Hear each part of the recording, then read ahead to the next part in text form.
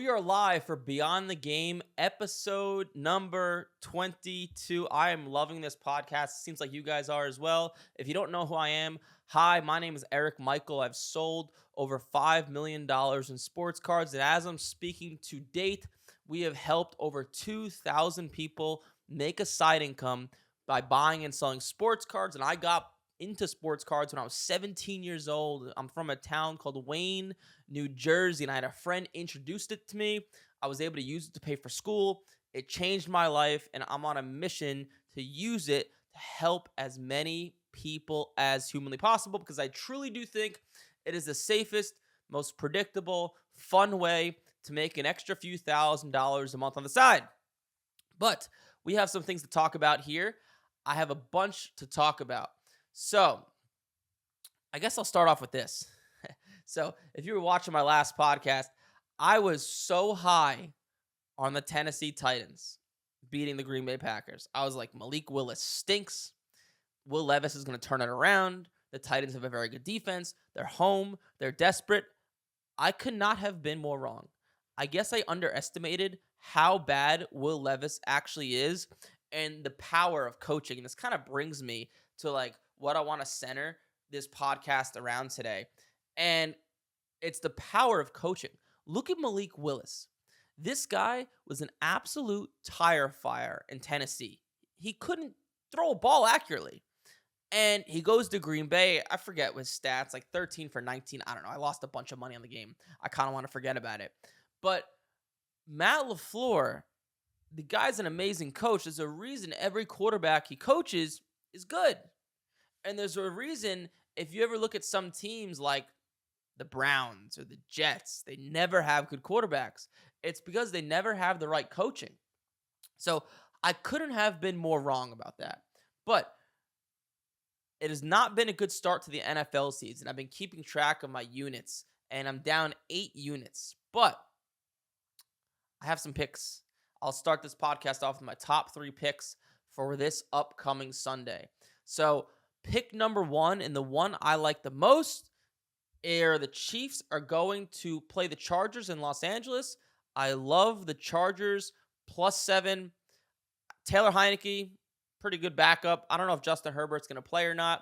Just give me Harbaugh at 7 points. The games are always close. He runs the ball. He plays good defense. Just give it to me. I hate betting against Mahomes. I bet with him against Atlanta. Got lucky they missed that pass interference call. But Give me Harbaugh at 7 points. The Ravens -2.5. They are home. The Ravens are home. And the reason I love this game is the Bills are coming off a big win. Number 1. Number 2, the Ravens actually looked good. I actually liked Dallas to beat the Ravens last week. And my whole theory behind it was Dallas is got a solid, fast defense. Baltimore's offensive line doesn't look as good as it once did. And wow, I was really, really, really wrong. Lamar Jackson is an incredible, amazing player. I hope people see how good he is, and especially in sports cards. His cards should sell for way more than they are. This guy, he makes people, professional athletes, look not like professional athletes. He's super accurate, has a strong arm, doesn't make stupid decisions. I know Lamar is not everyone's biggest fan, or everyone's not Lamar's biggest fan. I hope this guy wins a Super Bowl and his card values skyrocket. I think he's top tier, just under Mahomes. He's right there with Josh Allen, in my opinion, for some of the top quarterbacks in the league. No one's at Mahomes' level, but I think Lamar is right there. He just doesn't have the Super Bowls to back it, but I think he's just an incredible player. And another pick I like, and the last one for my top 3, is the Lions -4 home to the Seahawks. Seahawks are riding super sky high all the way up here. I think they're going to come down to earth a little bit. It looks like the Lions have found themselves. They found their offense. And I once heard Colin Cowherd say that the best spread in football is -4. And I kind of do believe that for some reason. I have no idea the reasoning behind it, but it sounds good to me. So Lions -4, Ravens -2.5. And the one I like the most is the Chargers +7. Just give me Harbaugh at 7 points.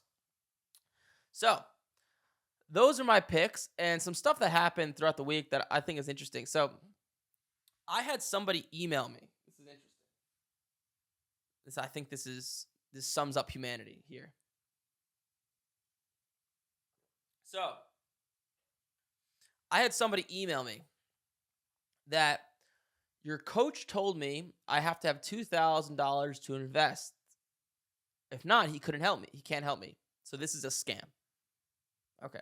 So we tell everyone you need at least a few $1,000s to start making money buying and selling sports cards, whether it's a few $1,000s in cash or credit, because you can't make money unless you have money. It's just actually impossible, especially with what we do. You can't just pull money out of thin air. You actually need to buy cards to flip and make money on. If you don't have access to money or access to credit, it's actually impossible. It's literally impossible. You can't make money. It just is, unless you take out a loan from a friend, but then you would have access to money. I don't really know what to say to that. I guess he thinks we're a scam because we told him we couldn't help him. And that's something I'm a big advocate of. I was actually explaining this to one of my students. And he was asking me, he's like, how do you have so many testimonials? And you're one of the few coaches online where you really don't have a lot of bad reviews. There's a few bad reviews out there, but it's an overwhelming majority of like 95% good reviews to 5% bad reviews, which is a very difficult thing to do in the world of coaching. Okay, it just is, because if someone fails in the world of coaching, the first thing they do is they go and blame the program, they go on Trustpilot, they leave bad reviews, they leave Facebook comments, etc. And this is why. So I hope whoever is watching this could really take this and learn from it, whether it's in business, sports cards, whatever. So everyone's goal in business should be to make as much money as possible. I'm sorry to break it to you. So for those of you guys that are watching this, my goal with Major League Profits is to make as much money as humanly possible. But I'm very well aware that in order to do that, I need to help the most amount of people possible. Let me give you an example.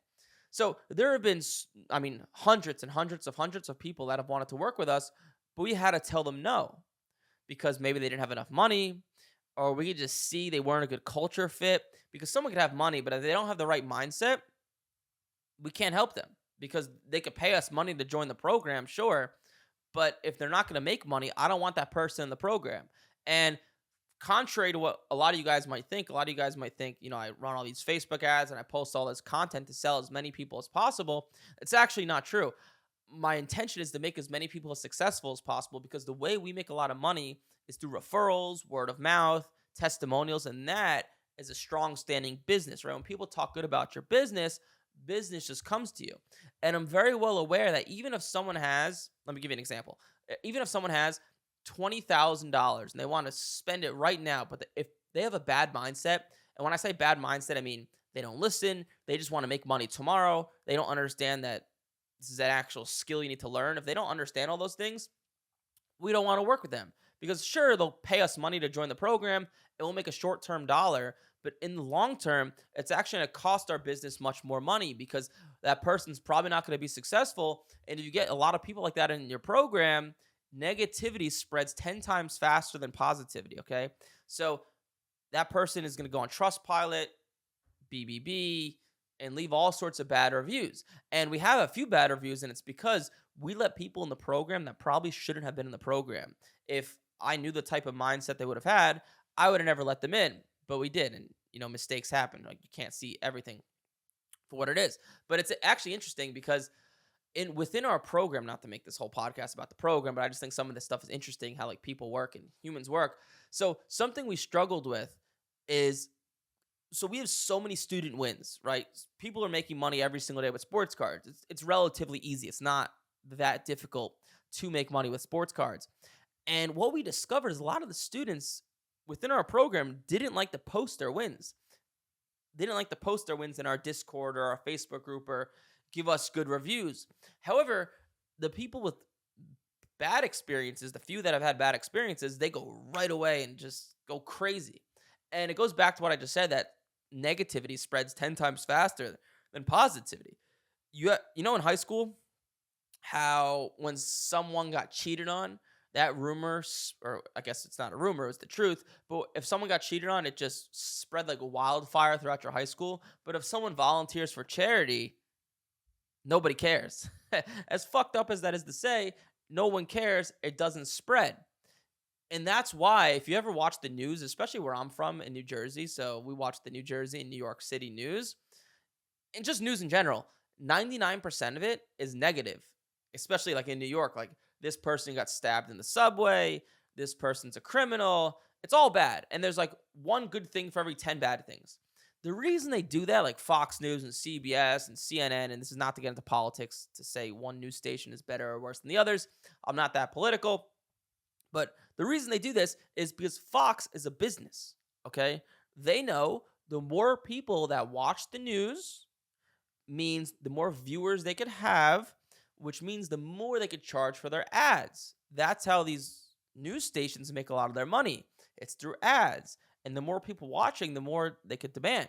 That's just how business goes. And they're a business. And they understand that negativity, since it's addictive and it spreads so much faster than positivity, that's the way to make money, right? They're not stupid. They're just like any businesses are here to make money. That's how it goes. So I think that's interesting. And something else I think is interesting, kind of along these lines. So I was talking with a student, and so we have a high level program, right? So we have two programs. It's a low level and a high level one. The highest level one is not cheap, okay? But it's an amazing way to make a few, like, we teach something in our highest level program called sports betting arbitrage. And you go look this term up and look up what it is. It is the simplest, easiest way to make a few $1,000s a month, 3, 4, 5 grand a month. It is not hard at all. And I was on the phone with someone who wanted to join the program, and he was really about it. He was really bullish. He really wanted to do it. And he told me that he wanted to just run it by his wife, which is perfectly fine. You know, I have no problems with that at all. However, this is what happened. So I told him, listen, man, it sounds like from what you're telling me that your wife is not going to be about the program. And I told him, listen, instead of you going to your wife and trying to explain to her all these things like sports cards and sports betting arbitrage and all this stuff, why not just join, do it, and you could show her profits in the first few days, because your wife is probably just skeptical, as she should be, right? We met online, but you could just show her profits within a few days and it'll all be solved. And he was just wanted to speak to his wife first, And I was like, okay, do it. But I don't think she's going to say yes. Like, I think it's honestly a bad idea, because the odds of me being able to help you on a higher level go down. So spoke to his wife. Naturally, his wife said no, and he didn't end up joining the program. And not that the money matters to me. I've been very fortunate where I've made a lot of money in my life, so making one sale doesn't really matter to me. It's about helping people at this point, because one, that makes me much more money, and two, that's just what I enjoy doing. And it sucks because I let him speak to his wife, I'm not able to help him at a higher level to get to making 4 or 5 grand a month much faster. And he was a perfect fit for the program. Had the money, the time, the drive, the motivation, everything. And it sucks because I know what's on the other side. If I was just able to push him off the ledge, I know he would have been so successful. But because it's such a fine line, right? They say in like football, it's a game of inches. If I just pushed him maybe a little bit harder to join the program, he would have done it. Maybe his wife would have been a little bit pissed, but he would have made 3, 4, 5 grand a month for the rest of his life. And it would have fundamentally changed his life. But because I kept my foot off the gas, I wasn't able to do that. And because I let the ball go in his court and I let him speak to his wife, and, I'm sure you guys watching this, a lot of you guys are men who are watching this, 99 out of 100 wives are not thrilled with the idea of investing your money in a sports cards, which they shouldn't be, right? Sports cards sounds like a fun hobby where you're just going to lose a lot of money, but a lot of people don't know that this is something that can be very profitable. And for that reason, because most people don't know how much money is in sports cards and how much money you can make, that's why it's easier to make money, right? Something's only an opportunity when no one else sees it as an opportunity. No one really sees sports cards as a great opportunity yet. In 10 years from now, it might be different. So I don't know. That's just something I wanted to get off my chest. So if you go back a few podcasts ago, I was talking about every single year. This happens like clockwork. Every single year in the NFL season, There's always one. Okay? There's always one quarterback that goes up in value that nobody expects, okay? And all the guys who people think are going to go up in value never do. Like, look at all the quarterbacks playing so bad. Anthony Richardson does not look good. CJ Stroud's obviously solid. Caleb Williams, Bo Nix, Will Levis, my God, he's just a disaster. Every single year, there's one guy who nobody was on, who nobody had the balls to buy, and he skyrockets. Last year was Tua. Tua went up and then back down. The year before that was Jalen Hurts. Nobody was on these guys. This year, you want to know who it is this year? Sam Darnold. And I just want to break this down to you. I should have looked this up, but I want to look at what his cards sell for. You know, it's honestly painful for me to look at Sam Darnold's cards because it's in a Jets uniform, and I'm a diehard Jets fan, and it's a shame. It's a damn shame. It could have been really good. So let's see. So today's Tuesday is 9.5. Let's see. So it's 9.5 today. Beckett 9.5. Sells for around 270, 260.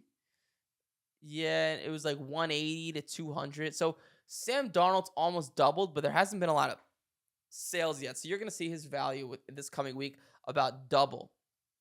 It's just painful for me to look at that, my God, because it's all in the Jets logo and Jets uniform. But every year this happens. Every single year this happens. There's always one guy who no one had the balls to buy. And it goes back to what I said before. Something is only an opportunity when no one sees it as an opportunity. That's how to make money, especially when it comes to sports cards. You guys have probably seen me say the quote a million times.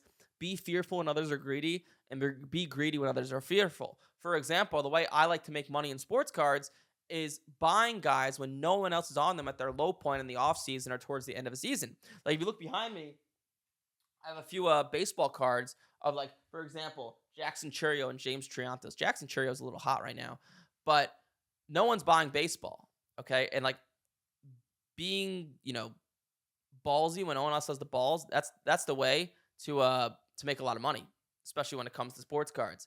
And not saying I would have ever bought Sam Darnold because I don't believe in – because most quarterbacks do end up failing. I don't believe in trying to guess who's going to be the next great player because it never ends up being well. But there's always one guy that skyrockets. And if Sam Darnold stays at this rate, you'll see that card I was just talking about, that Contenders 9.5. It was doing about 180 to 200 before the season. Right now it's 270. The next few sales will probably be 300 plus. That card will be 700 to 1,000. If he keeps playing like this, because it's interesting, what do you do if you're the Vikings, right? What do you do if Sam Darnold brings you to the playoffs, he gets 11 wins, and he wins a playoff game? What do you do? Even if he doesn't win a playoff game. Me personally, I'm not the biggest fan of J.J. McCarthy. I guess you just let McCarthy sit for another year. That's what you would do. I mean, Aaron Rodgers sat for 3 years, right? Jordan Love sat for 20, 21, 22, right? So Jordan Love sat for 3 years as well. I guess it's not the end of the world. I mean, what's McCarthy, 21, 22 years old? If he starts playing when he's 25, you see what happens with Sam Darnold. I think Sam Darnold, personally, is more athletic, bigger arm, better release than J.J. McCarthy. I don't see much in J.J. McCarthy, to be perfectly honest with you, but that's just me. But it's interesting to see what they'll do. But it goes back to something I always say, and it's something I just truly believe in, is that coaching matters so much more than anything else. You ever hear the quote, you're a product of your environment? I believe in it so much. I have it tattooed on me. I think it's on my tricep over there somewhere. But you really are. Take a look at Bryce Young. Now, Bryce Young would probably not be good anywhere. And Colin Cowherd made a good point as I was listening to him. He's not that athletic. He's small. He has a weak arm. And really has not been that accurate. So he has nothing going for him. Like, if you're that size, you need some sort of special to you, like Kyler Murray. Kyler Murray obviously he has a rocket arm. He's athletic, and he's super, super elusive and fast. I think Kyler Murray is amazing to watch. He's like 5'9", just runs around. He's great. But going back to what I was saying, coaching is just so important in terms of where you go. Look at Sam Darnold's career, okay? Sam Darnold is playing excellent right now. He went to the Jets. Never have an offensive culture. No weapons when he was there. Who was his best weapon when he was there? I don't even know. Was he there when like the Jets drafted Stephen Hill? Was that when the Jets? I'm curious now. Jets 2018 depth chart. Like, who were his weapons? So Sam Darnold's the quarterback. Oh my God. Isaiah Crowell and Bilal Powell were the running backs. Yeah, I mean, look at it. Look at his weapons. Look at Sam Darnold's number one weapon was Robbie Anderson, who's like a speed threat. Jermaine Kearse, he was old at that point, but he was solid. Quincy Enunwa, who was actually decent. And Terrell Pryor, who's a quarterback turned receiver. And then his tight end was Eric Tomlinson. How are you supposed to succeed? And they didn't have a good running game or that great of a defense or that great of an offensive line. You can't succeed in that situation. Everyone thinks he's a bust. And then he goes to the Panthers. Same thing. We all know the Panthers stink. And then what happens to Sam Darnold? Sam Darnold's life changes because, and he actually said this out loud, he went to the Niners and he was a backup there for a year. So, one, he learned under the best offensive mind in football right now, Kyle Shanahan. And he said he really sat behind Brock Purdy and saw how he prepared. And it really changed his perception on like preparing for games and studying and how to run through practice and all that stuff. So he goes through that, probably gives him a totally different outlook, which is why I always say mindset is just so important. Even though you people tend to think it's not, it really is. And then he gets his opportunity with another great coach, Kevin O'Connell, right? Every quarterback is decent under him. And he has weapons, right? He has Justin Jefferson, Jordan Addison, who's hurt. Good defense. Brian Flores is looking like an insanely good defensive coordinator. And got the right mindset. Now he's in the right situation, and he's the MVP of the league. The people around you matter way more than how good you actually are. How good you are matters.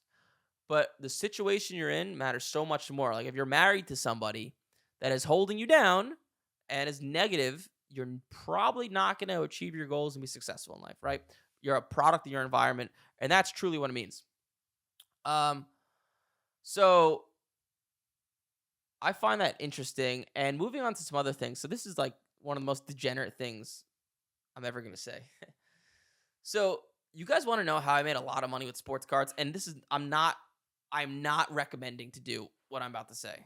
Okay. This is not a recommendation. Okay. I'm just telling you what I did. All right. So now, to be honest with you, I buy and sell sports cards less than I used to. I just simply don't have the time. I buy higher end sports cards, usually $4,000 or $5,000, $6,000 or more, but I don't buy as many. Maybe one a week, maybe two a week, maybe one every other week, something like that. So that's kind of the game I play. Now, when I was growing Major League Profits and we had like 5 employees and then 10, then 15, then 20 and 25, I was still trying to maintain the same volume of buying sports cards, but it was impossible. It was literally just absolutely impossible. And I was at a certain point where I had all these cards like grading and selling, and it was taking so much time. I didn't have the time. I was looking for different outlets to move my cards. And this is where it sounds bad. And how I ended up moving a lot of my cards is through gambling cards with other people. I know that sounds bad, but let me explain.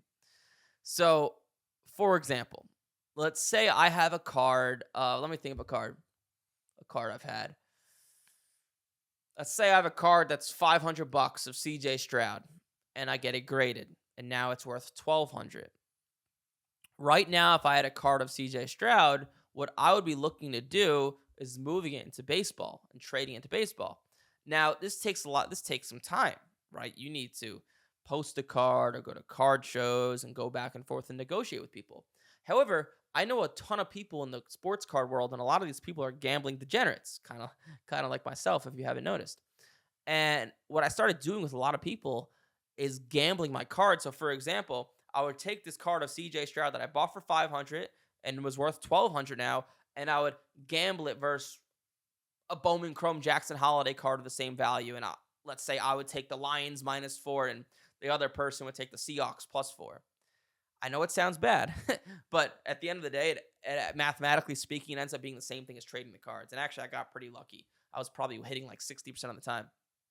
And It was way I moved so many cards that way. I still do it once in a while, but I moved so many cards that way because it was so easy and quick because people are just willing to gamble and give you good deals because people just want to gamble. No, I'm not recommending to do that. I'm just telling you that's what I did and I moved so many cards. And the great thing about it is it doesn't take a lot of time. And I don't know if anyone else would be capable of doing it, but I know a ton of people in the sports card hobby that I trust and I've done deals with. So it was easy for me, and they all sports bet and we all trust each other. So it was easy. And I'm not recommending to do it, right? Because if you try to do that with some random person, they're probably going to scam you and you're not going to get your money. But I just think that's something interesting that I never brought up before. And I'll probably get judged for it, but it's okay. Moving on to some other stuff. So, Pokemon. So I introduced Pokemon into our program and I started like really studying it, and I've always been opposed to it because my theory between sports cards and Pokemon cards is Pokemon is just there's no new original cards. Like the reason why sports cards is so great is because there's rookies drafted every year. Every single year there's new original cards, right? It works out amazing. Pokemon was never like that. However, Pokemon is really coming on strong, and so I was doing some research, and every 3 to 4 months they have these new releases, these new booster packs, and these cards like the chase card, like the best card in the product, sells for a decent amount of money. I was looking at so in our Discord, like in our like program Discord, students post wins. Like I bought this card for 100, I sold it for 250, and there are so many Pokemon wins. And like I bought this for 80, sold it for 250. I bought this for 100, sold it for 300, etc. Boom, boom, boom. And to me, it's amazing. I don't know who's buying these Pokemon cards, especially because to my knowledge, I guess people are buying it as a collector's item, which is smart because I was looking at the data and it seems like these Pokemon cards only really go up with time. They really don't go down because you can't use these cards in the game to my knowledge, right? If they're graded, and someone could correct me if I'm wrong here, but if they're graded, I believe you can't use them in the actual like Pokemon game. So I'm curious, like who's buying this stuff, but it's smart. Like I was looking at Market Movers, which is an app that tells you what's going up, what's going down, gives you graphs and data and all that stuff. And these cards don't go down. They just steadily go up and up and up. It's not like sports cards where like they start really high, then they go low, and they go up a little bit, and the player plays bad and they go down, which is interesting. So I think that's interesting. Um, some other stuff. So people have been asking me about selling cards. You want to know the best place, not the best, but the easiest place to sell cards? I'll give it to you. I'll give you the secret. So the best place is building connections, right? You've heard me say that a bunch. Go on social media, build connections, etc. The easiest place is the repackers. Okay, I've done a bunch of this, and I have students that do a bunch of this. So if you don't know what a repacker is, what a repacker does, he buys a bunch of cards, okay, puts them in his own pack or product, and then sells the packs and makes a profit on it. And because these people are able to overprice their cards and sell them for 120, 130, 140%, these repackers are willing to buy your cards that are at 90%. And they'll just pay cash. They'll just buy them. They just want liquid cards to put in these packs and give off to these gambling degenerates who want to open up these packs, which is fine. The person losing is the person opening up the packs. The people winning are the person that's selling the card, and two, the repacker is really the one that's winning. So that's a super easy place to get cards, win them. Some other stuff. So here's something interesting, and this is a sports take here. So I listen to a lot of Colin Cowherd. He's like the guy I listen to. He's like the only guy I listen to. Is the 49ers Super Bowl window over? Or are they paying too many guys too much money and they're injured? I don't know. It's something interesting to think about because their team is really a ticking time bomb. Because all these guys are older, have been banged up. I know Brock Purdy's young, but like Kittle's always hurt. McCaffrey's not looking good. So it's interesting. Is their window over? It could be because they were really, really in their prime.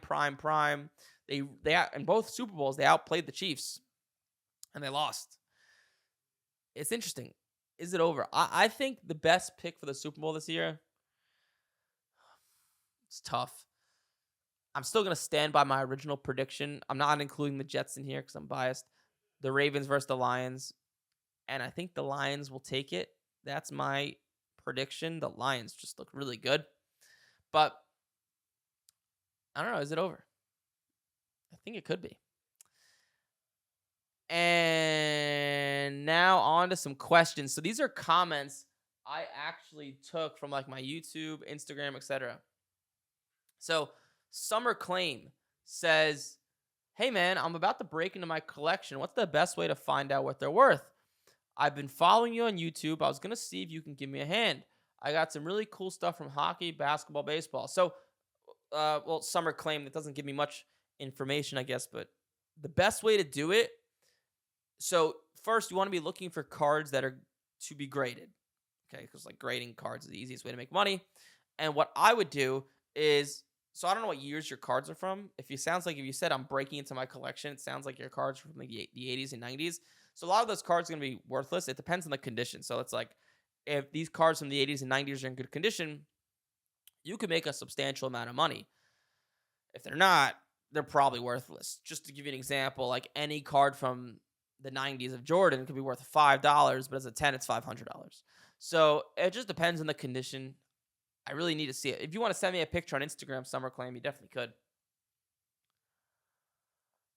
So Roman Starling says, I think he was replying to a YouTube video. If it doesn't grade a 9 or 10, then what? That always lingers in my mind. So if it doesn't, okay, so if you follow any of my videos and know what you're doing, no cards are really ever grade an 8. Maybe one out of every like 30. It'll happen. So, and if it grades an 8, what I do is crack it out and I just sell it raw and I tell the person, whoever I'm selling it to, hey, this card is graded an 8, because no one likes to see that number 8 on there. But if you know what you're doing, 95+% of your cards should grade a 9 or a 10. Grading an 8 should happen only few and far between, to be honest with you. So let's see. Bob says, great information. What do the following graders look for? PSA, Beckett, SGC, CCG, ISA. I know PSA is probably the best for resale. How would you rank the list above? So if we're talking about modern cards, PSA's first, Beckett's second, SGC's third. After that, I don't really care. Vintage cards would be PSA is first, and SGC is honestly a close second, and then Beckett. SGC and PSA are pretty damn close when it comes to vintage cards. And what do they look for? So PSA, they look for everything, first of all, like the corners, the edges, the centering, the surface. But like the fundamental difference, like PSA, they're really strict on the corners. The card could be a little off-centered, but corner problems are bad. You're never going to do well if there's corner problems. And then Beckett still cares about the corners, not as much. They care more about the centering. So that's the basic difference, but really it all has to be good. The corners, the edges, the centering, the surface, to answer your question. Let's see. Chad Morris says, I had a question. I sell low to medium cards and cards on eBay. When pricing, is it better to see last sold prices or go off that? I usually look at current listings and try to be in the top 3 to 4 cheapest. I ask because sometimes few cards are sold at different prices, usually cheaper than anything currently listed at the same time if you are one of the cheapest. So you're asking basically, should you be one of the cheapest on eBay? So honestly, I never look or do I care what other people are doing. I just try to price it slightly under comps. Or if or best offer, price it directly at comps. So if a card sells for $300, I would post it at like, knowing I would sell it for like $280. Okay. I would sell it for like $295 or best offer. That's like what I would have it up there as, because you will get way more watchers. If there's more watchers, eBay is going to push your card up the algorithm. It's going to be shown to more people, as opposed to, like, for example, when I look for cards on eBay, and if I know a card is worth $300, but the person's asking $500, I don't even bother, because like 9 times out of 10, they're so overpriced. So pricing your cards so high deters a lot of people from even making you an offer that you may have done a deal with. Okay. There's no upside. And like people think, oh, if I price this high, I'll start high and then we'll meet in the middle, and I'll end up making good on it. It's not really how it works. No one wants. Trust me. Price it properly, fair, at what it's worth or slightly under, and you will see it will do you wonders. People will like you more. You'll build more connections, and you'll sell cards faster. So many people get stuck on charging some outrageous number because they think starting high is the best way to negotiate, which I guess it is, but you're leaving so many people that would have contacted you that didn't. Take my word for it. When I buy cards and I see something severely overpriced, I don't even bother. Okay, trust me. Take my word for it. Sheep dip. Can I still make money grading on a budget with SGC? Love the content. Yeah. SGC might actually be almost better if you're on a budget because the cards come back to you so fast. So, for example, like, let's look here, like Prism. I wish I could share my screen here. So, like, for example, a base CJ Stroud SGC 10 sells for on eBay. Oh, let me get rid of this. I'm gonna highlight an example here. So you could buy a CJ Stroud SGC 10. It sells for about $90 to $100, and not graded. Let's see what this does. It's actually if you're on like a budget of a few $100s, because the money will turn over so quick, it might actually be better to get a bit. Yeah, like look at this. This is actually honestly this is money. You could buy a CJ Stroud base Prism for around $8 to $10. You can send it to SGC, and if you know what you're doing, and just follow my videos. Like all the information I know, it's literally on my fucking YouTube. Just do it. Like the corners, the edges, how to negotiate, all that stuff. It's all there. Follow what I say, and 50% will grade an SGC 10 if you're decent. And then every time a card grades an SGC 10, you're selling for $90. It's a great way to build your cash flow. I hope you have a few $100s at least to mess around with. And so if it grades an SGC 10, it'll be around $90. You could buy it for $8, and a CJ Stroud SGC 9.5 is like $20. So you'll break even if it grades an SGC 9.5 roughly. Maybe you'll lose a few bucks. And if it grades an SGC 10, you'll make like $60, $70. And a 50% grade of 10, you're making out good, obviously. And the great thing about it, you'll have your cards back ASAP. Like literally, boom, ASAP, right away. So that's what I would do, honestly. If you're on a budget, if you're on a real budget, I probably actually wouldn't even send a PSA. Like if you had a few $100s to mess around with, because even though an SGC 10 probably sells for like 30 to 40% less than a PSA 10, you get it back in like a week as opposed to like 4 to 5, 6 weeks. So you could actually make some good money on a budget. And honestly, if you're on a budget, that's what I would recommend. Okay, this is a long question. Let me get a sip real quick before this question. This is a Victor.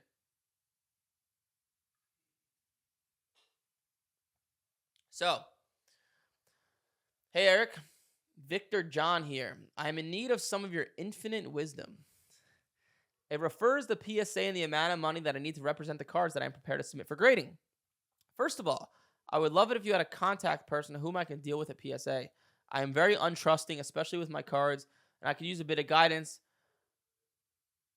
Now, let's use my 1982 Topps traded Cal Ripken Jr. card, for example. I pulled this card straight from a box, put it into plastic, and covered it with a top loader. Now, graded at 10, this card's selling for $5,000 to $6,000. A 9 is pulling $500 to $600. Now, upon giving the card over to grade and pay it, what price do I pay for insurance so I'm comfortable with handing over my card, knowing I will be taken care of throughout the time they possess my card? Do you have advice for me, especially something, I don't know what that means, no telling PSA and their graders. I am afraid if I pay for insurance of a 9, I will get a 9 at best.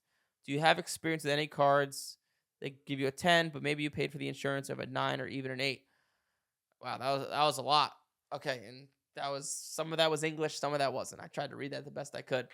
So the amount you pay in insurance has no effect on what the card is going to grade or not. So I would just get in, if you're that concerned. So Pay for PSA gives you the option to use insurance, pay for insurance. Well, the card's on the way to PSA. If the card grades a 10 and it's worth $5,000, get $5,000 worth of insurance. If it grades a 9, get $500 worth of insurance. But let's see. Are you telling the truth, Victor? Does the 1982 Topps traded Ripken actually sell for that? Cal Ripken, PSA 10. Let's see here. PSA 8's about 180. And oh yeah, you're right. Yep. 10's about 6,000. And it looks like a PSA 9 is about 500-600. So yeah, you got a solid card. So it's all about if it's gonna grade a 10. Those cards, the reason there's such a just monumental difference between like an 8 that's $160 and a 10 that's 6,000 is because those cards are very difficult to grade. One, because a lot of people didn't take care of them, which it seems like you did. So that's good. And number two, the centering is always bad on them, and they're very flimsy. Because they're very flimsy, the corners get damaged easier. So make sure that sucker is packaged great. Like, I would keep it in that plastic case. I'd put it in a bubble mailer, and then I'd put it. So, like, this is what I do when I package, if I'm packaging something like that. So you got the card. It's in the case. Stick it in a bubble mailer. Bend the bubble mailer over. Tape it. Stick that bubble mailer in another bubble mailer. And take that. Now you have two bubble mailers inside of, like, on top of each other. And then go and take that and put it into a USPS priority flat rate box. And then take that flat rate box and put it into a bigger box and put bubble wrap everywhere so it can't move. You should be good. That's a good way to package it. Or you can just look up online how to package something that's expensive. You could do that as well. So hopefully that answers your question. That was a lot, but just pay for the insurance accordingly. If you think the card's gonna grade a 9, you could look at other 9s and other 10s and kind of see, like, does my card look like a 10? Does it grade look like a 9? I mean, if it was me, I'd pay for like $1,000 of insurance, probably like an extra $50 while it's on the way there. And if it grades a 10 on the way back, I would pay for $6,000 of insurance, which is like probably like a few $100, maybe $200, but it's worth it. Hopefully that makes sense. And last but not least, so okay, I'm gonna leave you guys off with this. This is one of my crazy, like, dating takes, like one of my where my brain just spirals out of control. And if you're on my email list, you'll know exactly what I'm talking about. So I want you older guys, because a lot of you guys will watch this, tell me if this take is crazy or not. So I'm single, been single for a long time. I'm very fortunate when it comes to, like, females and social life. I've been very blessed. I've always been able to make friends with people. I've never done bad with females. I've been very blessed in that sense. I'm very grateful. I don't say that to be cocky. I say that because I'm about to make a point. So I live in Tampa, downtown Tampa. It's very bougie, to be honest with you. All of Tampa is. A lot of sugar daddies, a lot of money flowing around. There's a lot. And I've noticed this. My buddy and I, my business partner and I have went back and forth on this because we're both very fortunate in that sense. And am I crazy? Or I don't think I am. But the more attractive a woman is, it seems like they have less, not saying everybody, but they have less of a personality. And I've just ran into this time and time again. It's kind of like talking to a brick wall. And my buddy and I were discussing why. And we think this is why. So if you're a really attractive female, once again, I'm not trying to be sexist here. I'm just telling you my experience and my opinion and just what I've seen. So if you're an attractive female, right? Attractive females get a lot of things in life. Getting hit on all the time, guys buying them drinks, guys taking them out to dinner.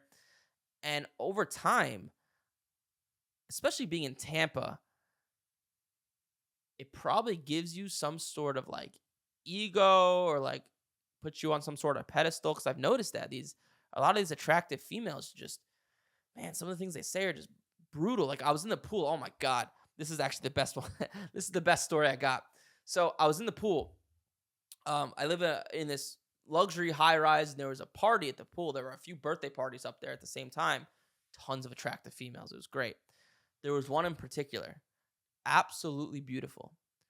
Beautiful in every single, like, physically beautiful, perfect. Okay, like, I don't say a girl's a 10 a lot. She was a 10. And I started talking with her. She was like 35, but she looked like she was 25. I'm 27. And I was talking with her and I asked her something along the lines of, "Oh, what do you do for work?" And like she said something, and then the next sentence immediately she was like, I make $250,000 a year." Like, just kind of rubbing it in my face. I was like, "Man, do you have?" I mean, in my head, I'm thinking to myself, I make way more money than that. Like, but I'm never gonna say that or just throw that in your face. And just I was talking with this girl, and she just had this tremendous ego. And then I started talking with her about work. And I was explaining to her that, I moved to Tampa because I have this business and we have an office now because we think having an office, getting everyone in an office will build the culture and people will be more productive. We think everyone will make more money and it'll just be more fun. And she got so offended. She was like, "Well, I work remote. I don't need an office. I brought in $20 million for my company, blah, blah, blah." And then that's when it just triggered me. And I couldn't help myself. And that's when I kind of became a smartass. And I was said to her something along the lines of, "Well, do you think being in an office would make you more productive? Do you think that'll push you harder? I don't need to be more productive. I am already as productive as I can be." And then she's, this is when she lost it. She said something along the lines to me of, "I'm an amazing worker. I get done with my work at 2 or 3 o'clock because I work so fast." And then I said to her, "Yeah, that's the exact reason why we have an office, to make people more productive. Instead of you stopping work at 2 or 3 o'clock, you'd be pushed harder to go the extra mile." And she fucking flipped shit. But going back to what I was saying, that type of person is what exists in Tampa. And I've noticed time and time again, and this is nothing against Tampa because it's an amazing city and I love it. I'm not saying everybody's like this, but I've noticed when you talk with girls outside of Tampa or talk with people outside of Tampa in general in the suburbs, they're just much more authentic and down to earth as opposed to being inside of this like shell of a city where there's so much money and just so many sugar daddies and OnlyFans girls. It's just fucking crazy. This city's like just wild. It's great though. It's a lot of fun. Don't get me wrong. It's a lot to do. It's a lot of fun. I'll leave you guys off with that. Let me know what you think. But hopefully you enjoy this. If you're watching on Instagram, sorry I didn't pay attention to you guys that much, but thank you for watching. Thank you for watching on YouTube. If you are watching this on YouTube, like, comment, subscribe, leave some comments. I try to reply to these comments in my podcast and use them as questions and talking points. But hopefully you enjoyed. Like, comment, subscribe. I'll see you guys in the next one.